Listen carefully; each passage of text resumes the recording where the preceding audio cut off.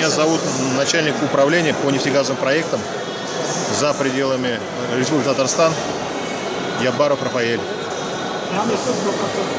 Запускаем дополнительные 3 бригады капитального ремонта скважин. Итого у нас будет 12 бригад.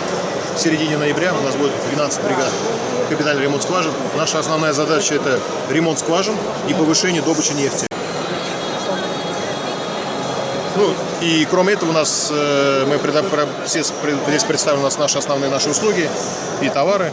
Ну, у нас, значит, представлены здесь, кроме нашей основной деятельности, это вот по повышению добычи, мы, значит, представили здесь продукцию машиностроения, продукция нефтехимии, продукция стекловолокна.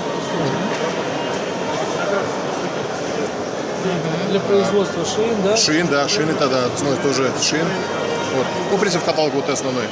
Там есть это, да? Да. Нефтепереработка, продукция по нефтепереработке, это все виды топлива, химических реагентов. Так, все виды топлива. Да, все виды топлива, химических реагентов. А вы... Производство масел. Вот у нас образцы здесь представлены. Да, вон, да. А можно вопрос один? Вы по разделу продукции работаете? Нет, мы работаем на условиях сервисного контракта. А, сервисный? Да. Ну, хорошо, спасибо большое. Спасибо большое. Сервисный.